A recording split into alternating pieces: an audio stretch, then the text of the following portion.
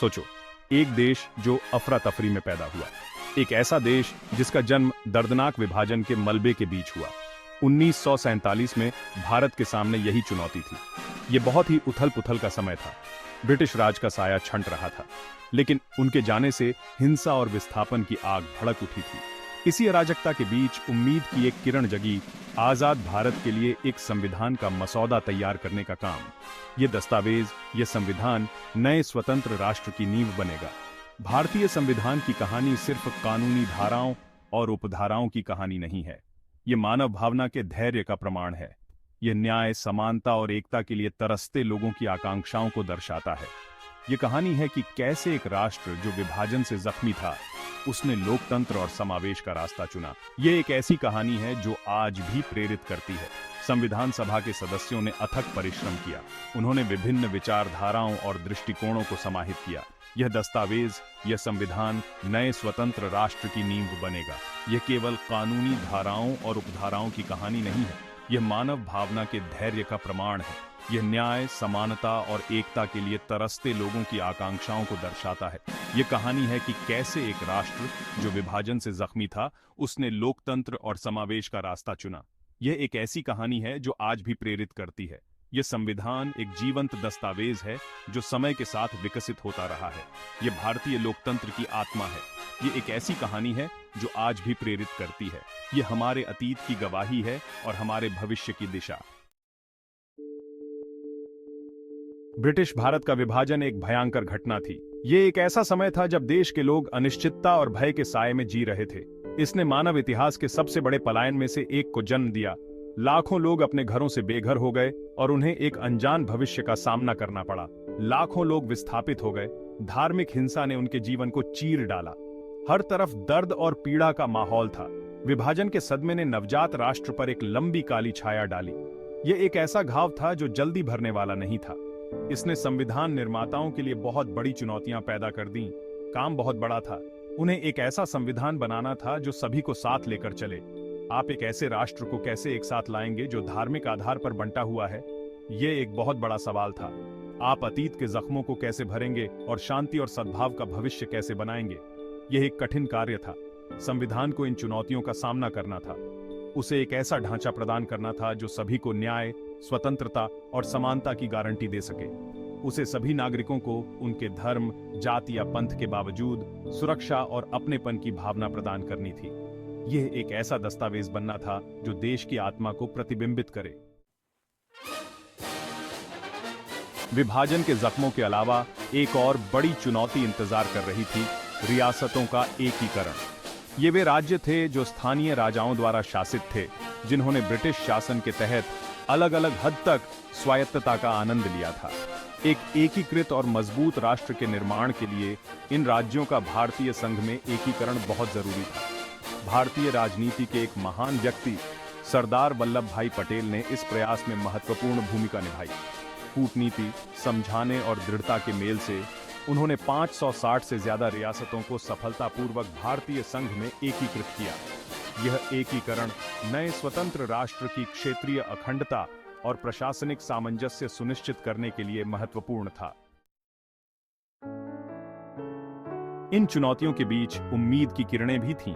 आजादी के लिए लंबे और कठिन संघर्ष ने एकता और साझा उद्देश्य की भावना को बढ़ावा दिया था।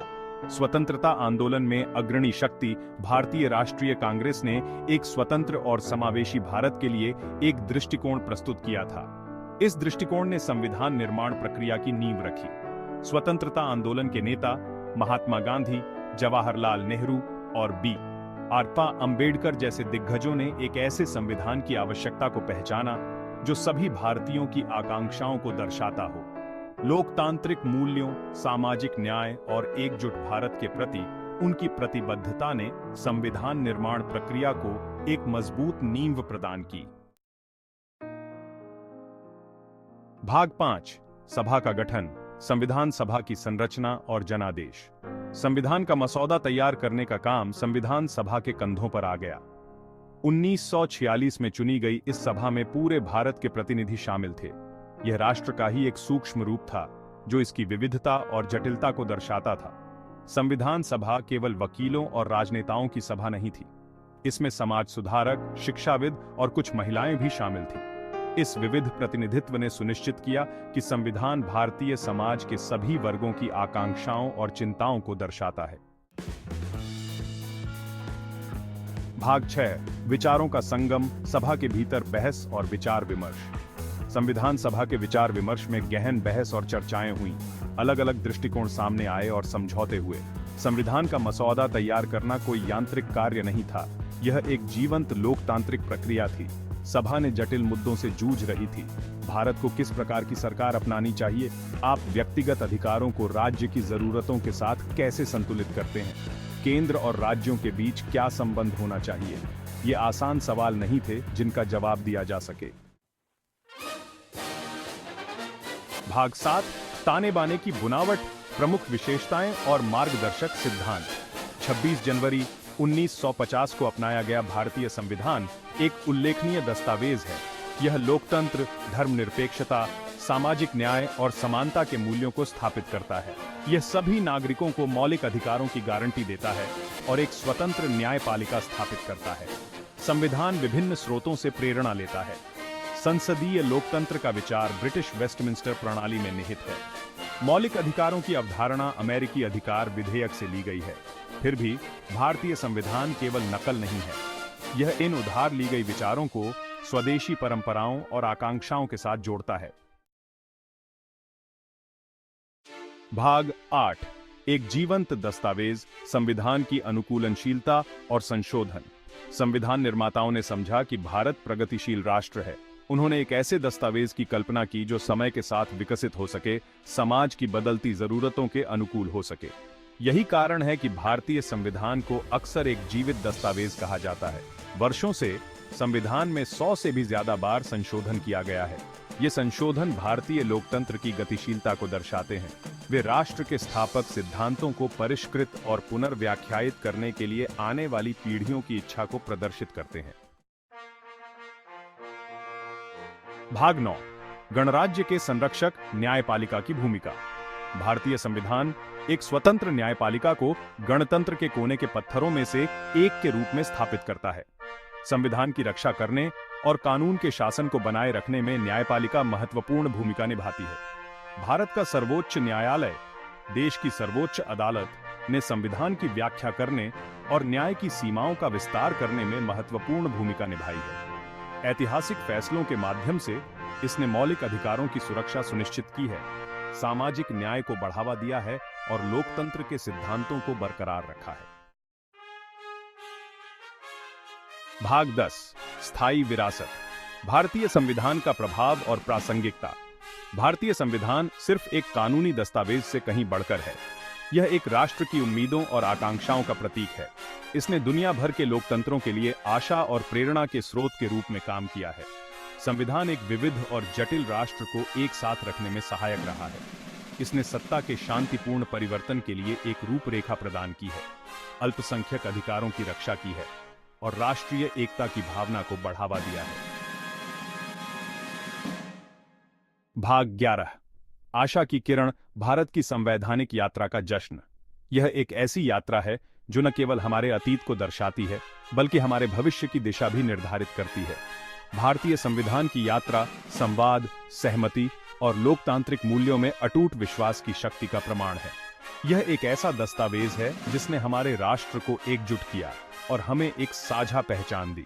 यह एक ऐसी यात्रा है जो आज भी जारी है, क्योंकि भारत नई चुनौतियों का सामना कर रहा है और अपने लोगों की आकांक्षाओं को पूरा करने का प्रयास कर रहा है। हर दिन हम अपने संविधान के सिद्धांतों को अपने जीवन में लागू करते हैं, चाहे वह मतदान हो, अभिव्यक्ति की स्वतंत्रता हो या न्याय की मांग हो। जब हम भारतीय संविधान की विरासत का जश्न मनाते हैं, तो उन लोगों के बलिदानों को याद रखना महत्वपूर्ण है जिन्होंने हमारी आजादी के लिए लड़ाई लड़ी थी। उनके साहस और दृढ़ संकल्प ने हमें वह स्वतंत्रता दी जिसका हम आज आनंद लेते हैं। यह इस पवित्र दस्तावेज में निहित मूल्यों की रक्षा और संरक्षण के लिए आवश्यक निरंतर सतर्कता की याद दिलाता है। हमें यह सुनिश्चित करना चाहिए कि हम अपने संविधान के आदर्शों को बनाए रखें और उन्हें आने वाली पीढ़ियों तक पहुंचाएं। भारतीय संविधान केवल एक दस्तावेज नहीं है, ये लोकतंत्र की शक्ति और भारत की चिरस्थायी भावना का जीवंत प्रमाण है। यह हमें एकजुट करता है, हमें प्रेरित करता है और हमें एक बेहतर भविष्य की ओर ले जाता है। अभी के लिए ये वीडियो हम यही खत्म करते हैं और आगे चैप्टर समझने के लिए हमारी अगली वीडियो देखिए। और अगर आपको कोई अध्याय समझ में आया तो कमेंट करें। ऐसे ही जानकारी के लिए हमारे चैनल को सब्सक्राइब करें